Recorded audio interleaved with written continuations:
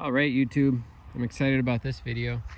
We made a tractor bridge here. This one's 20 feet long.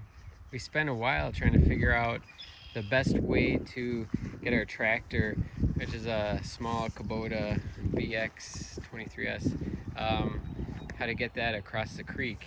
The creek right now doesn't look too impressive, but after a really heavy rain, all of these grasses here can be underwater. So it can really fill up.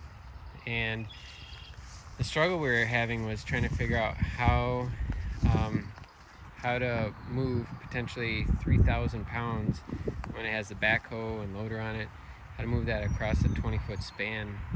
And initially we were going to use telephone poles, but we were worried those may not be strong enough. We ended up repurposing those for those climbing poles right here. But what we realized was, or we thought it was, that trailers are already rated for that kind of capacity. This particular trailer was designed to move a mobile home, and it said it had a 25,000 pound gross weight. It's incredible. So we found that on Craigslist for not too much and moved it over here. And what we did is we kept the wheels on, and we had a tractor push the tongue of the trailer on this side, and then we had the neighbor's tractor on this side pulling it. And once the wheels were over the creek bank, then we cut the axles off, and this is a bridge you have in front of you. We had to fix it up a little bit. The previous owner had this entire section of wood held on with just a single nail, if you can believe it. And then we had to add some support underneath, which I'm not sure if I'll be able to show you because the grass is growing up. I can show you, I'll do my best here. But you can see we ran beams across. There we go. We ran some beams across and bolted those on.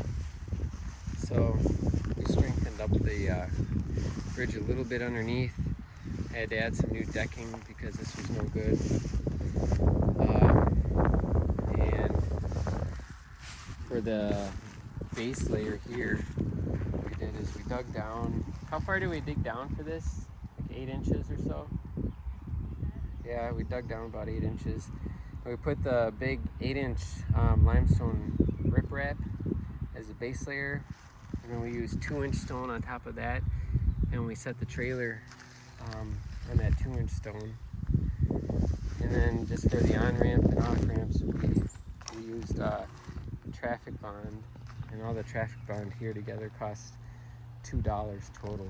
So overall, it's a fairly inexpensive bridge to put up.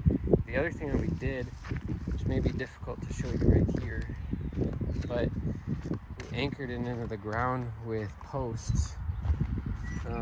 Each corner has about a 6-foot post that we drove into the ground and bolted onto the frame.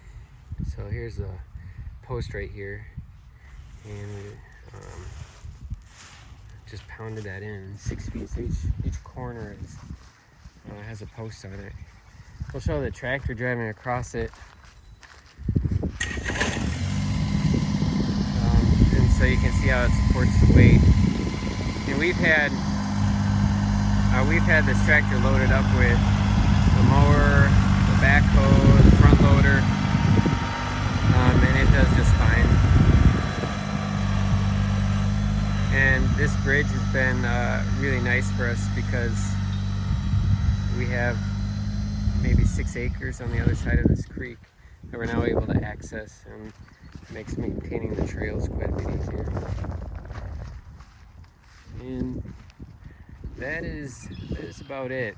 If you have any questions, let me know. I hope this helps someone out. And now he's living the life of Riley.